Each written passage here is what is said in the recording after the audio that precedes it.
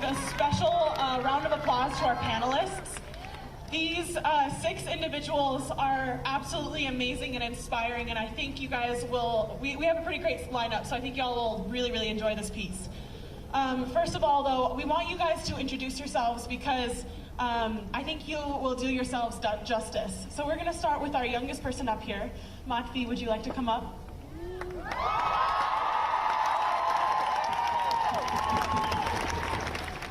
Good morning, everybody.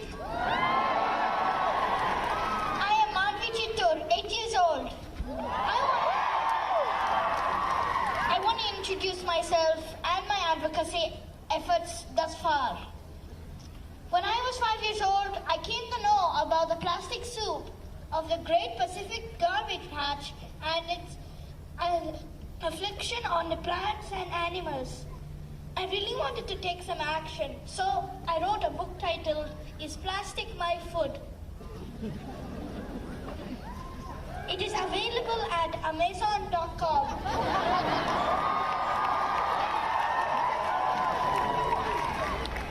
It also won recognition from National Geographic. I found Madhvi for Ecoethics for my advocacy when I was 6 years of age in 2017.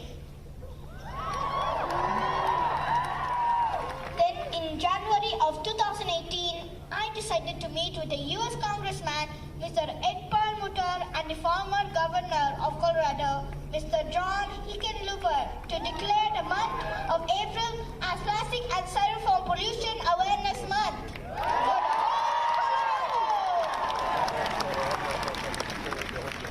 This year in 2019, Governor Mr. Jared Polis also supported me and declared again April as Plastic and Styrofoam Pollution Awareness Month.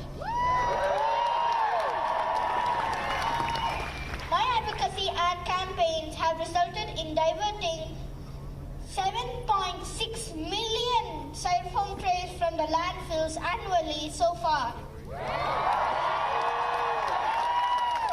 I want to mention a few of my initiatives in this direction. My art sculpture, Fish or Foam, was kept on display at the Colorado State Capitol to raise awareness about styrofoam pollution to waterways, wildlife, and its impact on human health too. My art, Plastic Free Within Reach, won many recognitions.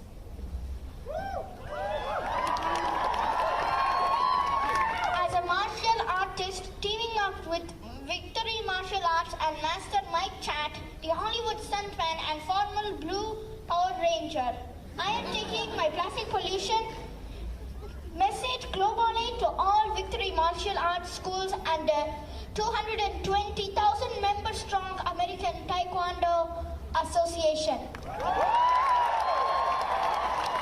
I am also a no styrofoam ninja. I have released my instrumental music album titled I Am Princess Genius, Empowering Girls, and it's available in Spotify, iTunes, etc.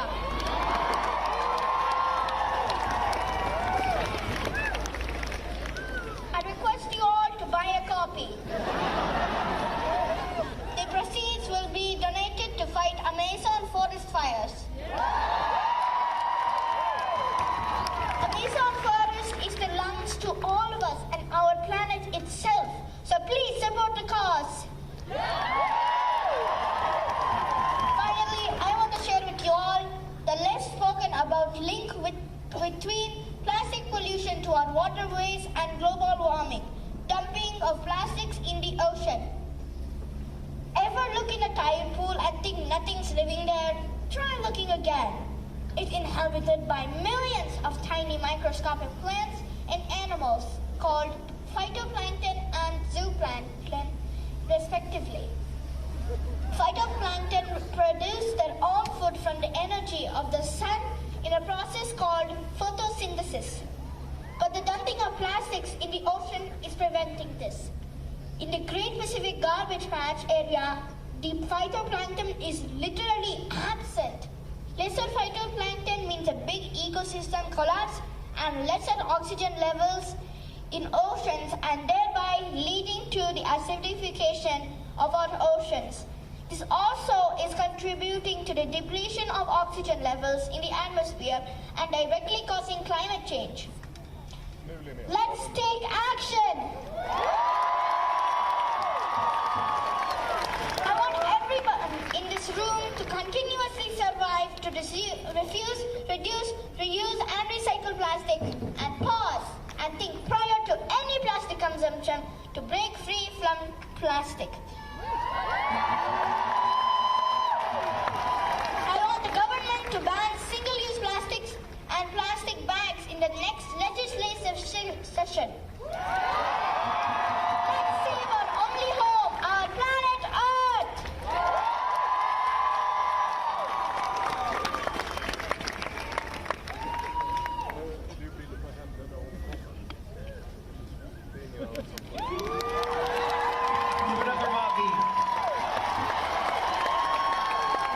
Is for Madhvi and Elroy. What do you feel is the most immediate threat to our Colorado community? And what are ways that you feel that we can combat that? Go, yeah, she got it. Where should I start? Wherever I look, I see that ecosystems are collapsing and people's health are directly affected due to pollution of water, air, and soil, all caused by people themselves and their own way of living. I consider three things that are the most immediate threats to the Colorado community are 1. Plastic pollution, 2. Glyphosate contamination, and 3. PFAS and PCOS pollution to our drinking water supply and soil. I want everyone to develop a phobia for these. 4. Protection of indigenous lands. Number 1. Plastic pollution. The government has to ban plastic bags, single-use plastics, and styrofoam takeout containers in the restaurants and fast food chains, and also styrofoam craft products. Common man too must refuse plastic and styrofoam at all levels of consumption. Number 2, glyphosate. No more popular as Roundup is used as a weed killer and trying agent in agriculture, is killing insects, bees, etc. And this is also found in packaged foods like cereals, pasta, and in beer. It is also a deadly carcinogen. Every individual must refuse to buy Roundup, and the government must ban this right away in Colorado. Recently, Hawaii has banned it. Around 21 countries in the world have banned it. Why not Colorado? Number 3, PFAS and PCOS. Polyfluoroalkyls and polychloroalkyls, known as forever chemicals, has now contaminated our aquifers. This is an irreversible damage, and they are carcinogens. In Colorado Springs, the Whitefield aquifer is not potable anymore. Similarly, toxic PFAS hotspots have been detected across Denver Metro. I want the government to ban PFAS and PCOS on consumer products too. Many even compostable containers are now coated with PFAS to make them waterproof. Every business, health regulators, and government agencies have to be responsible to respond and pause and think of end-to-end ecosystems effect and not talk about ever-expanding economy and convenience. Every consumer now must be more vigilant than ever before in what they consume and what they throw in the environment. We can't eat money. I once again repeat that that I want everyone to develop a phobia for these. Number 4, I believe that only by inclusion one can have a sustainable planet for all. Hence, I demand that all treatises be honored protecting the indigenous lands, waters and their sovereignty. Thank you.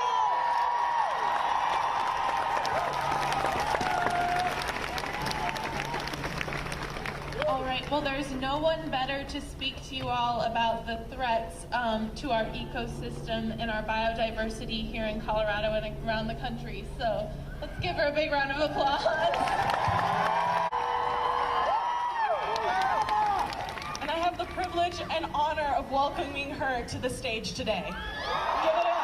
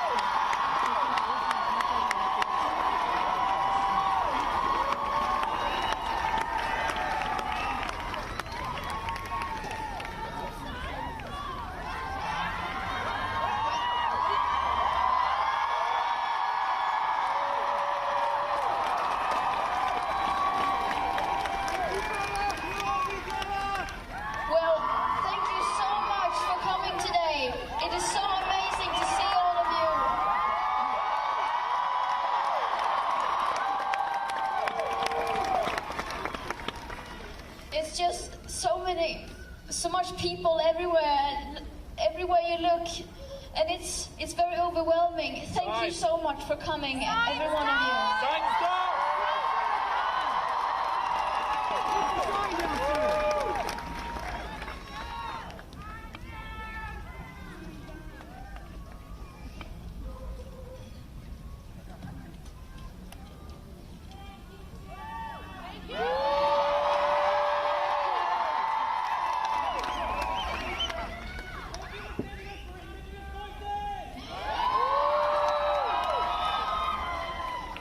It is so great to be here in Denver, in Colorado, with all of you.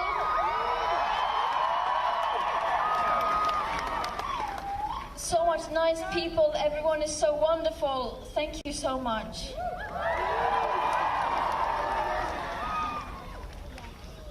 We recognize we are on indigenous land of Arapaho and Cheyenne.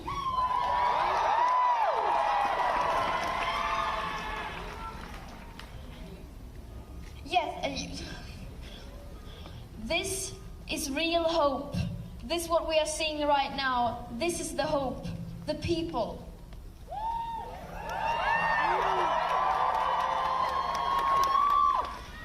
This is a movement with millions upon millions of people telling world leaders to act on the science, and we are demanding a safe future for everyone.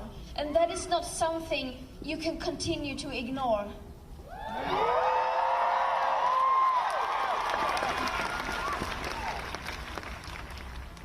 It is we young people and future generations who are going to suffer the most from the climate and ecological crisis. It should not be up to us to take the responsibility, but since the leaders are behaving like children, then we have no other choice.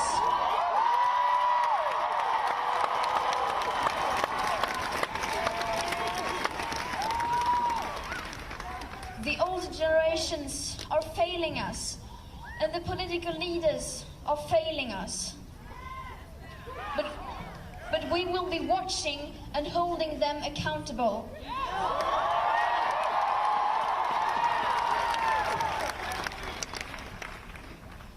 We will make sure they will not get away with continuing like now. Because we, as young people, are tired of constantly being betrayed by those who are supposed to work for our greater good.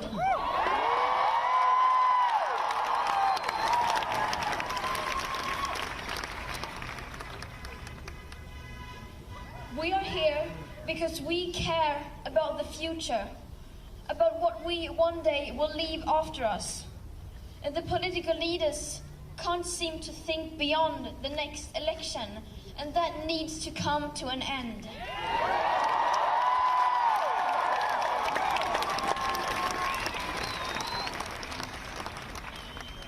For well over a year, young people from all around the world have been striking from school every Friday, demanding world leaders to take responsibility and to unite behind the science. They have not done that. The people in power continue to ignore us and to ignore the current best available science. How dare they?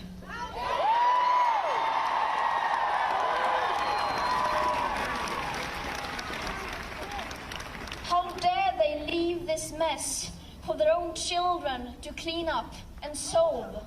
How dare they? How dare they? How dare they pretend that they are doing enough when the politics needed are still nowhere in sight? How dare they? How dare they ignore the countless of people all around the world who are suffering and dying today because of the climate and ecological crisis and the ecosystems that are being destroyed? How dare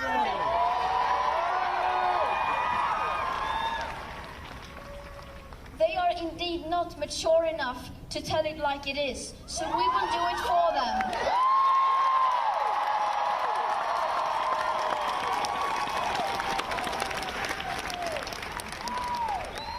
We still have this in our own hands, but to do our best is no longer good enough.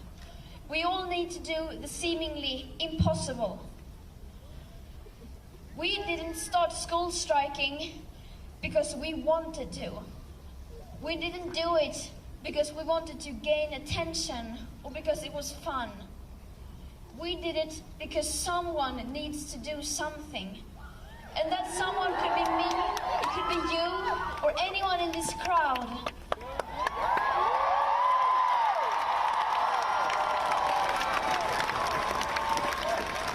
You don't have to wait for someone else to do something. No one is too small to make a difference. Never forget that.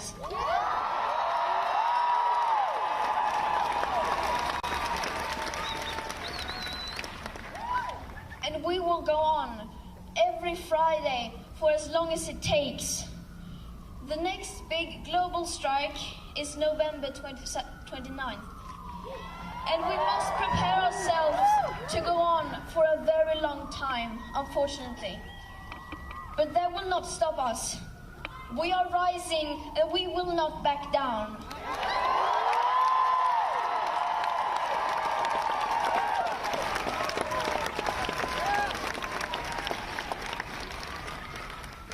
We will not beg the people in power to care and to act, because they have ignored us in the past and they will ignore us again.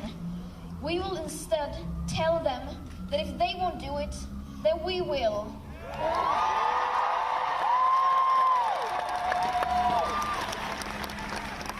The world is waking up, and we are the change. And change is coming whether you like it or not.